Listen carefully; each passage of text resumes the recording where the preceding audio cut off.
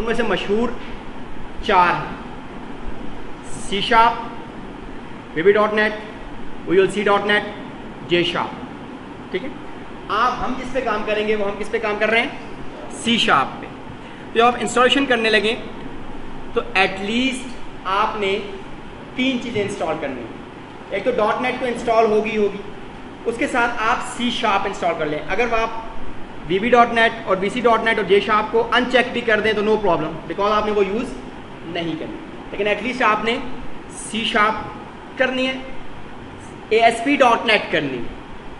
Remember, C#, ASP.NEट और तीसरी चीज़ है SQL सर्वर। ये इसके साथ बिल्ट इन आती है, एक्स्ट्रा नहीं होगा, ये सारा एक बंडल में आता है। लेकिन ये 3 चीज़ें आपने एटलीस्ट इंस्टॉल करनी है, C#, SQL सर्वर और ASP.NET। ठीक है, बिकॉज ये तीनों हम यूज़ करेंगे। डेटाबेस एप्लीकेशन जब हम बनाएंगे तो वो SQL सर्वर को यूज़ करेंगे, वेब बेस्ड एप्लीकेशन जब बनाएंगे तो ASP.NET को यूज़ करेंगे। इसी तरीके से एक और होता है फ्रेमवर्क, लेकिन वो इसके अंदर इंस्टॉल हो जाएगा C# के साथ ही, .NET कम्पैक्ट फ्रेमवर्क। कि .NET compact framework Windows mobiles के लिए, मोबाइल एप्लीकेशन बनाने के लिए यूज़ होता है, लेकिन वो एप्लीकेशन विंडोज़ मोबाइल्स पे चलती है। जब उसकी बारी आई तो इंशाल्लाह उसको भी डिस्कस कर लेंगे। सो हम एक पहला प्रोग्राम बिल्कुल बेसिक लेवल का बनाते हैं, साथ साथ थोड़ी सी ID की डिस्कशन करेंगे और फिर आगे चलेंगे। सो स्टार्ट पे क्लिक करें आप लोग, स्टार्ट, और प्रोग्राम्स के अंदर आप देखें विजुअल स्टूडियो 2005 या विजुअल स्टूडियो 2008, जो भी आपको नज़र आता है। उसके अंदर जहाँ पे वो एक डायमंड सॉर्ट की कोई चीज़ बनी हुई है, माइक्रोसॉफ्ट विजुअल स्टूडियो 2005, उस पर क्लिक कर दें। है या नहीं है?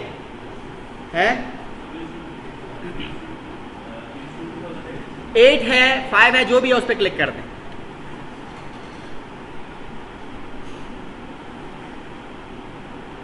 आपके सामने एक एप्लीकेशन आ गई, एक स्क्रीन आ गई है, उसके ऊपर लिखा होगा स्टार्ट पेज विजुअल स्टूडियो 2005 या visual studio 2008 and so on.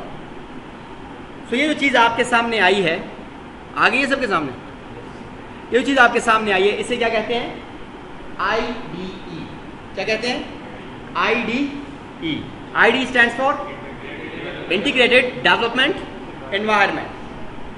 इसे क्यों कहते हैं? इससे पहले भी आपने IDEs यूज किए हैं, इवन टर्बो C जो है दैट इज एन IDE, वो भी एक IDE है। देखो, जब हम प्रोग्रामिंग करते हैं तो उसमें बहुत सारे स्टेप्स इन्वॉल्व होते हैं।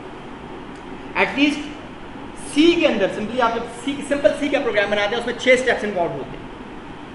सबसे पहले आप एडिटिंग करते हैं। एडिटिंग मीन्स कि आप प्रोग्राम लिखते हैं, प्रोग्राम बनाते हैं, सोर्स कोड लिखते हैं। जो आप प्रोग्राम लिखते हैं उसे क्या कहते हैं प्रोफेशनली? Source code. ठीक है, वो सोर्स कोड होता है। ठीक है, देन आप उसको कंपाइल करते हैं। ठीक है, तो जिस प्रोग्राम के अंदर आप लिखते हैं उसको हम कहते हैं एडिटर। जो प्रोग्राम जिसके अंदर आपको सोर्स कोड जिसके अंदर लिखते हैं उसे क्या कहते हैं? Editor. Notepad is an editor, आप वहां पे लिख सकते हैं। वर्डपैड, विनवर्ड, ठीक है, टर्बो C, डेव C, जितने भी ये सारे क्या हैं, ये तो खैर डेव C वगैरह तो IDEs हैं। इसके अंदर एक पार्ट होता है जिसको हम कहते हैं एडिटर। देखो, अगर आप लिखना चाहें डेस्कटॉप के ऊपर तो आप उस पर नहीं लिख सकते, क्यों? Because that's not meant for writing. ठीक है, तो एक चीज जो आपको चाहिए, सबसे पहले एडिटर चाहिए जहां पे आप लिख सकें। फिर आपको कंपाइलर चाहिए जो कि आपके सोर्स कोड को मशीन कोड में, मशीन में एक्चुअली कन्वर्ट करता है। याद रखिएगा, हमेशा असेंबलर में कन्वर्ट करता है, असेंबली लैंग्वेज में। किसी भी लैंग्वेज का कंपाइलर है वो कभी भी नॉर्मली मशीन कोड जनरेट नहीं करता। कंपाइलर हमेशा सोर्स कोड से असेंबली का कोड जनरेट करता है। फिर असेंबली के लिए एक और कंपाइलर होता है जो प्री बिल्ट होता है विंडोज के अंदर या जो भी ऑपरेटिंग सिस्टम उसके अंदर अवेलेबल होता है, इसे हम कहते हैं असेंबलर। वो क्या करता है, वो आपके जो प्रोग्राम है असेंबली लैंग्वेज में जो कन्वर्जन दिया उसको मशीन में कन्वर्ट करता है, असेंबलर करता है। ठीक है, सो ये यानी आपको कंपाइलर भी चाहिए प्रोग्राम बनाने के लिए, आपको एडिटर भी चाहिए, कंपाइलर भी चाहिए। C++ में एक और चीज़ होती है प्री प्रोसेसर जो कंपाइलेशन से पहले होता है, वो भी एक अलग से प्रोग्राम होता है, वो भी आपको चाहिए। फिर एक और प्रोग्राम होता है लिंकर, जो कि आपकी क्लास लाइब्रेरी को, बिल्ट इन फंक्शंस को आपके सोर्स कोड के साथ लिंक करता है, अटैच करता है, वो भी एक प्रोग्राम है। लिंकर वो भी चाहिए। फिर एक होता है लोडर, जो कि आपके प्रोग्राम को हार्ड डिस्क से उठा के मेमोरी के अंदर लोड करता है। तो ये सारी चीज़ें आपको चाहिए और ये सारी अलग-अलग होती है। IDE क्या करती है, इन सारी चीज़ों को उठा के एक जगह बंडल कर देती है। यानी एक ही प्रोग्राम, एक ही IDE के अंदर आपको एडिटर भी मिल जाता है, ठीक है, आपको प्रीप्रोसेसर या कंपाइलर भी मिल जाता है, आपको लिंकर भी मिल जाता है, लोडर भी मिल जाता है, ईच एंड एवरीथिंग, डिबगर भी मिल जाता है, हर चीज़ें मिल जाती है। तो IDE क्या करती है इन सारी चीज़ों को, इसीलिए इसको कहते हैं इंटीग्रेटेड। इंटीग्रेटेड मीन्स इकट्ठी, ठीक है, तो इसलिए इसको क्या कहते हैं IDE, इंटीग्रेटेड डेवलपमेंट एनवायरनमेंट। तो ये आपको जो सामने नजर आ रही है, ये क्या है, इंटीग्रेटेड डेवलपमेंट एनवायरनमेंट है .NET लैंग्वेजेस की, ठीक है। तो नॉर्मली हम इसमें क्या यूज करेंगे, दो चीज़ें तो आप डेफिनेटली यूज करते हैं कि आप इसका एडिटर यूज करेंगे, दूसरा आप इसका कंपाइलर यूज करेंगे। अच्छी जो प्रोफेशनली आप काम करेंगे तो आपको डिबगर भी यूज करना पड़ेगा, ठीक है।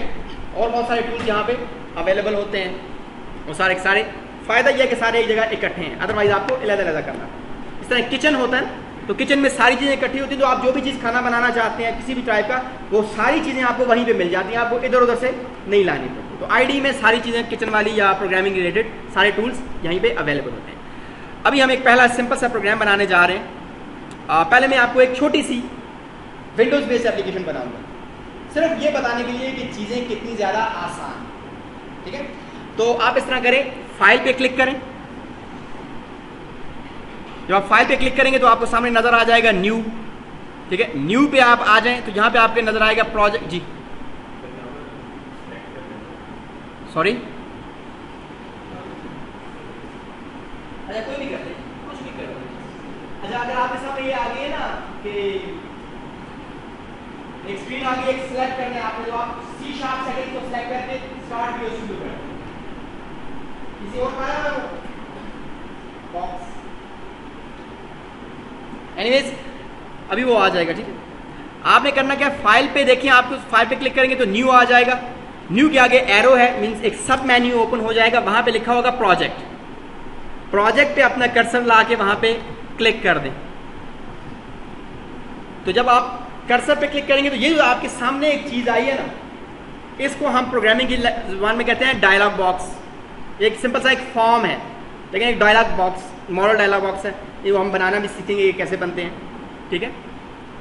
यहाँ पे आपके पास मुख्तलिफ आपको ऑप्शन मिलेंगे, विजुअल C# या VB.NET या वटेवर जो भी यहाँ पे हैं। आपने कौन सा सिलेक्ट करना है, विजुअल C#, ठीक है। और वहाँ पे अगर आपको यानी लेफ्ट पेन में आप अगर विजुअल C# सेलेक्ट करते हैं तो राइट पेन में आपको विंडोज एप्लीकेशन नजर आ जाएगी, ठीक है, उसको सिलेक्ट कर लें।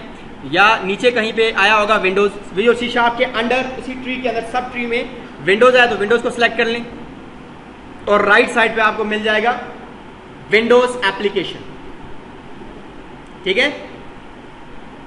आ गया सबका, नहीं आया, ठीक है।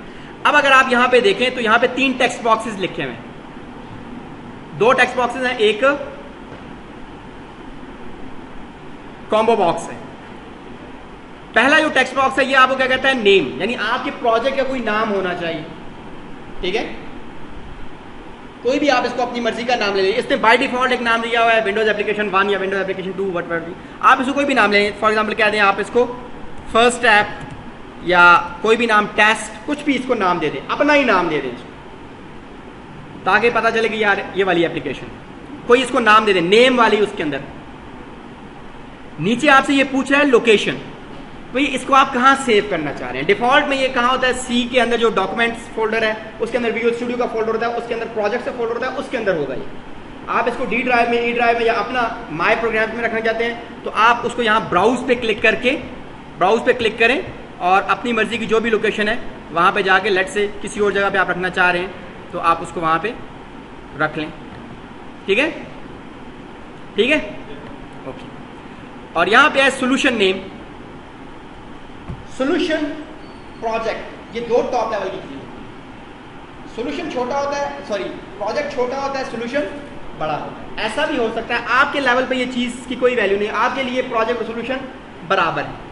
लेकिन जब अच्छे प्रोग्राम्स बनते हैं, बड़े सॉफ्टवेयर बनते हैं, तो एक सोल्यूशन के अंदर बहुत सारे प्रोजेक्ट्स हो सकते हैं। फॉर एग्जाम्पल आप अपने कॉम्सिस को देखें, बड़ा प्रोग्राम है, कोई आपका यूनिवर्सिटी का जो मैनेजमेंट सिस्टम है उसको आप चेक कर लें, स्टूडेंट्स का देखो एक प्रोजेक्ट है जो स्टूडेंट का कंसोल है, एक टीचर्स के लिए है, एक एडमिन वालों के लिए है, ठीक है। ये सब के लिए एक एक अलग अलग बना हुआ, तो ये अलग